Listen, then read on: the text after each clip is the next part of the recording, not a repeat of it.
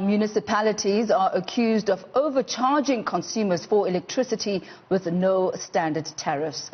Businesses are complaining that the amount that they've been charged for electricity is rather high compared to sourcing electricity directly from Eskom.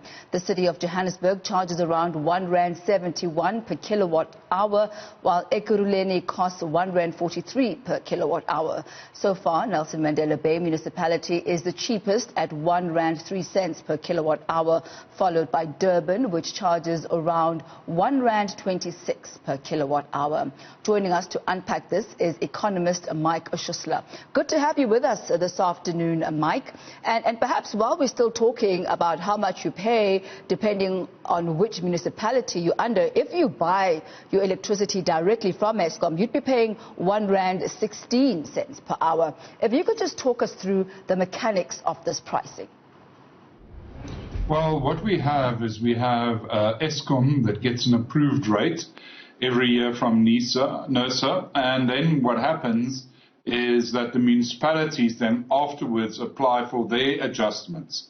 The problem is that the adjustments have been done in percentage terms and haven't taken into account the history of how much the municipality has been charging.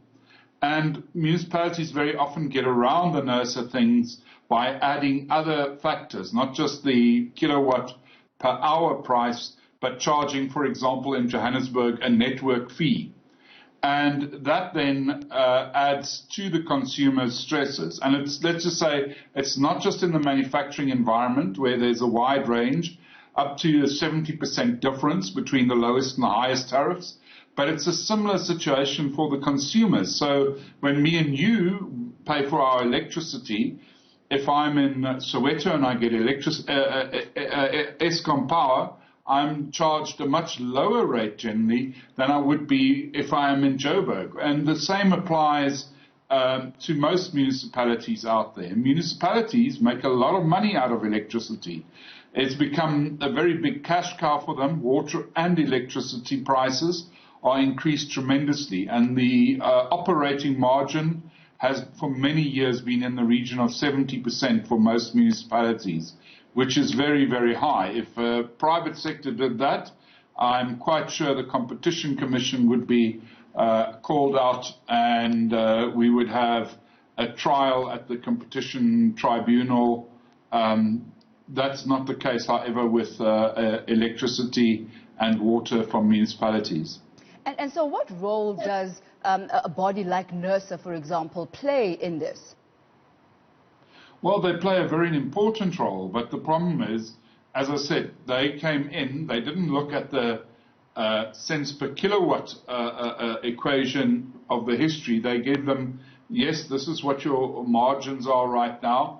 We've given Eskom a 10% increase. You can also only get a 10% or a 9.9% increase on this.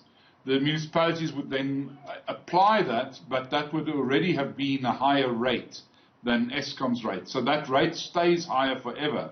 And then what's also happened, where NERSA is not playing its role, is that municipalities have found other things to charge. So, for example, my electricity bill here in Joburg has what they call a demand fee and a network fee, both of which have nothing to do with the price that I pay per kilowatt as such, which is what NERSA approves, but it does affect my total bill. And that is the problem all of us face where we buy municipal power or municipal water. We're seeing a lot of different fees starting to come in. And whether it is ultimately, let's just take it broader than just electricity, they bring in a green fee, or they bring in a bin fee for your rubbish bin, and then they bring in this, and then they bring in that. All those things are not regulated. And that's where NERSA and others are not really playing a role. So consumers are paying a lot of money on this. And Mike, the question then would be, what recourse does the South African consumer have in this regard? Well, our recourse is our vote, I guess, in the first place. In the second place, I think we should be going to our councillors and saying we don't want to pay these high fees and these new charges all the time. The problem is it's so confusing because each municipality is doing its own thing. So it takes a lot of organising on the ground. And we also need to find a way that water can be similarly charged or have a not charged regulator like NERSA. So a NERSA has got to have a broader view of the total electricity bill. So that's what we should be having. I don't have all the answers, but I think NERSA should not just be looking at the simple charge of kilowatt per hour. They should be looking at the total charge that electricity charges bring to the consumer. Let's focus, Mike, now on the Cosatu strike. What effect is that likely to have on South Africa's economy and its recovery? Because we know that that's where we are at right now. That's what we're focusing on. Yeah, look, we are in dire straits in this economy. We all know that. I don't think we're in a great place for a strike to take place. And right now, I would really ask Cosatu not to strike, and I would ask all unions. The first thing that we should be looking at is how we can get jobs back again and saving the jobs that we have, because the economy is under tremendous pressure. Profits have disintegrated absolutely. One only needs to look at the tax collection data to see how bad things are. And we know that it's going to take a while. So I think it would make a lot more sense not to add more pressure to the South African economy, but to try to ease that pressure. So I don't know if a strike right now is going to have the desired effect other than help economic decline. And that is my concern with this. This is not the time to have these big strikes or big actions that we saw this morning in Gauteng either.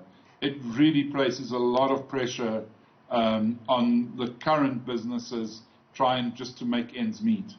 What we cannot turn a blind eye to, Mike, is the fact that there is actually a wage agreement that's on the table that has not been adhered to. How do workers then deal with that and their rights in all of this?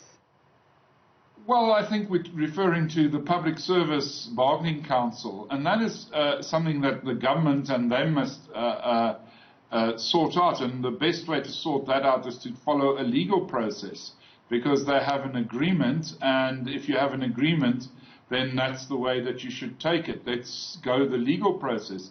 Why harm the economy that's already struggling to pay the taxes that will impact on your salary? I mean, that doesn't make sense to me whatsoever.